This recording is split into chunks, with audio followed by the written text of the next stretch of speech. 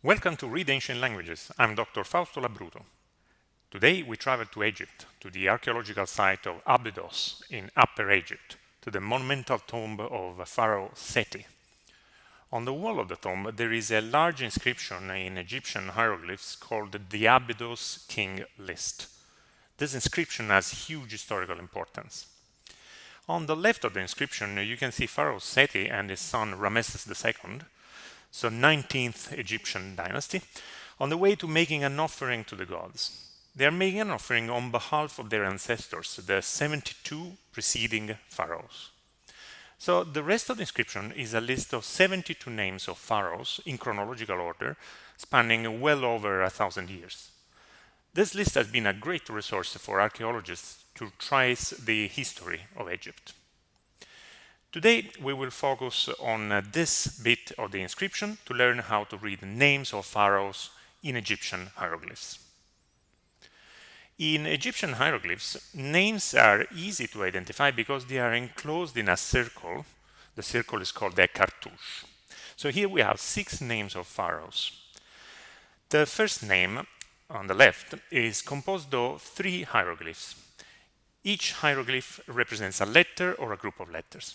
So here we have the hieroglyph of the folded cloth for the letter S, the hieroglyph of the lungs and windpipe for the group of letters NFR, and a quail chick for W.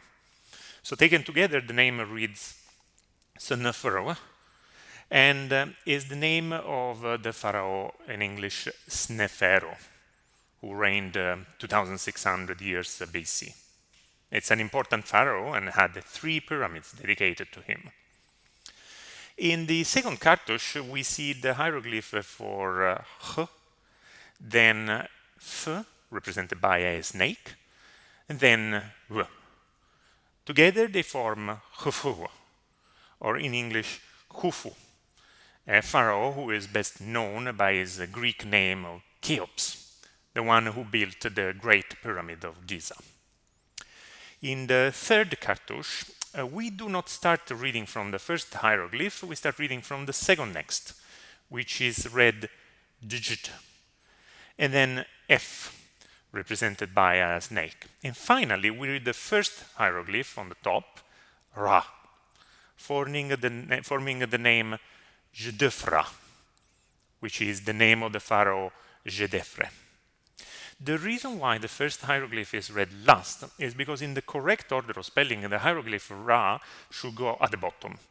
However, Ra was also the name of a god and is represented by the hieroglyph of the sun disk. Out of respect for the name of the god, the hieroglyph was put on top. However, the scribes knew that it should be read at the end of the word. This is called honorific transposition. Pharaoh Jedefre is known for building the Great Sphinx of Giza.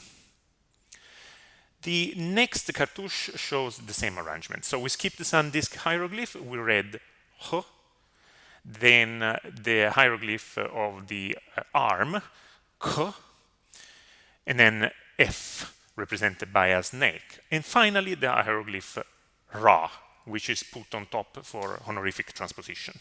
So the cartouche together reads Khafre, in English Khafre.